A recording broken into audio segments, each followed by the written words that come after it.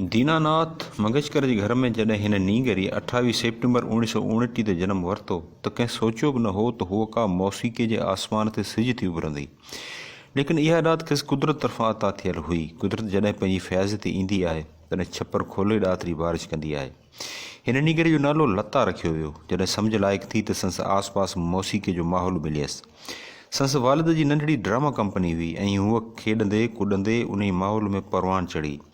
संस आवाज़ कुदरती सन्नु हुयो, जंहिं करे शुरू में खेसि कमु मिलण में ॾुखियाई थी। सन्हे आवाज़ जे करे खेसि काफ़ी दफ़ा रद्द कयो वियो, मगर कुदरत मस महिरबान हुई ऐं जॾहिं कुदरत महिरबान हुजे त रस्ते जो रुकावटूं छा थियूं करे सघनि। लता मंगेशकर जे नाले सां चिमकंदड़ ही अज़ीम सितारो उन उरूज ते पहुतो जो बॉलीवुड जी फिल्म नगरी जो टोटल कमु संस हवाले थी वियो। पूरे हिंदुस्तान में ठहंदड़ फिल्मूं फ़क़ति हिन जे नाले सां हलण लॻियूं। संस सदा बहार गीतनि खेसि अहिड़ी त मक़बूलियत बख़्शी जो संस नालो फिल्मी गीतनि लाइ सनद थी वियो। हिन मौसीक़ी खे इबादत सम्झी उन जी पूॼा कई, पंहिंजो सभु कुझु मौसीक़ी खे अर्पे छॾियो।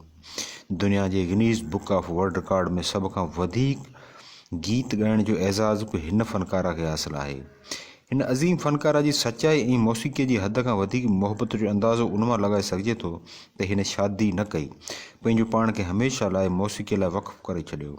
जेतोणीकि मोहम्मद रफ़ी सां संस जोड़ी काफ़ी मशहूरु थी, मगर मामिलो शादीअ ताईं पहुची न सघियो। राग सां जुनून जी हद ताईं प्यारु कंदड़ हिन अज़ीम फ़नकारा तारीख़ 6 फरवरी 2022 ते 93 सालनि जी उमिरि में वफ़ात माणी।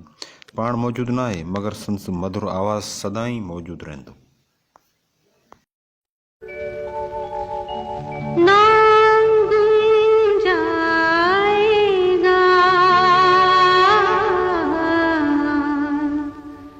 चेहरा